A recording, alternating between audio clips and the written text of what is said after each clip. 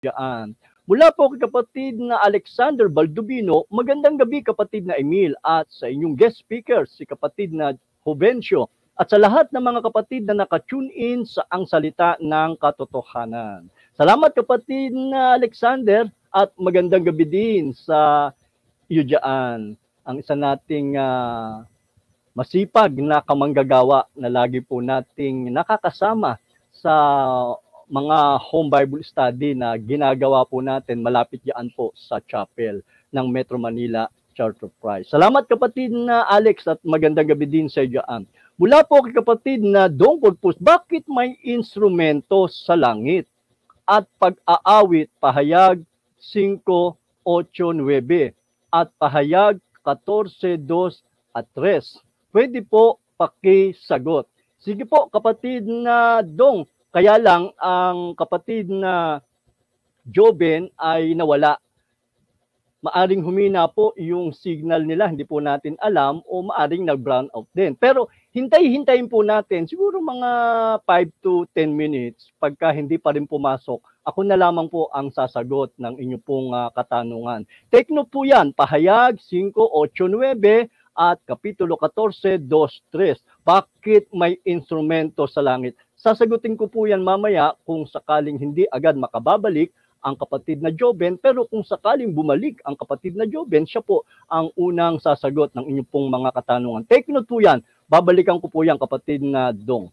Mula pa rin kay kapatid na Dong, wait ko po Brad, ang sagot nyo, gusto ko lang po maalaman bakit sa langit may instrument naman ng pag-aawitan, pahayag 8:5, ayun, yung nabanggit niya kanina. Sige, mamaya kapatid na Dong ha. Isa lang po ang pastor natin, yun ay si Cristo Brad. Tama po. 5:4. Salamat kapatid na Dong.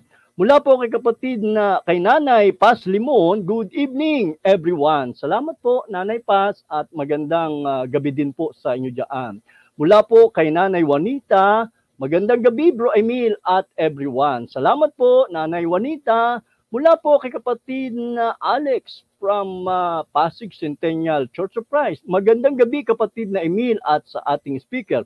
Ang tanong ko po, ang ating worship ay pwedeng sabihin ring fellowship. May nagsasabi kasi ang worship ay hindi fellowship. Acts 2:42 and 43. Nananatili sila sa turo ng apostol. And fellowship, pagsasama-sama, pagpuputol-putol ng tinapay at pananalangin. Tama po kapatid na Alex, sinagot nyo na rin ang inyo pong tanong na ang pagsamba ay pwedeng tawaging fellowship sapagkat yun po naman talaga ay pagsasama-sama. Fellowship yon ng mga tunay na Kristiyano.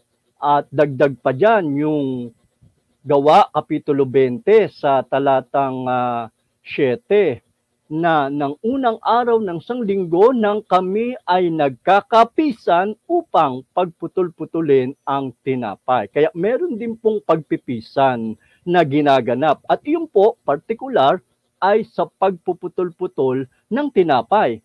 Isa bahagi, pangunahin sa pagsamba, ang Lord's Supper. Kaya nabanggit, nagpipisan. Kaya pwede pong tawaging fellowship din po yun. Kaya nga po ang sabi sa aklat ng Hebreo, Kapitulo 10 sa talatang 25, huwag ninyong pabayaan ang ating pagkakatipon na gaya ng inugali ng iba. Kundi kayo ay mangag-aralan, yamang inyong nalalaman na nalalapit na ang araw. Fellowship din yun kasi merong pag-aaralan. Kaya kapatid na Alex, tama yung yun ding sagot at talatang ibinigay. Maaring tawaging fellowship ang pagsamba sapagkat yun ay fellowship, pagsasama-sama ng mga tunay na Kristiyano upang sambahin ang Diyos. Yun lamang kapatid na Alex at salamat sa iyong tanong. Mula po kay kapatid na Henry Hendrix Payot Panes, ayun sa kanya pong itinag. Salamat kapatid na Hernan at magandang gabi sa iyan at pati na kay kapatid na Henry. Mula po kapatid na Oliveras de Venecia Carbero, gandang gabi kapatid. Salamat kapatid na Olive at magandang gabi din sa iyo dyan. Mula po kay kapatid na Danny Dransyang, Brother Danny Dransyang is watching. Salamat kapatid na Danny at magandang gabi sa iyo dyan.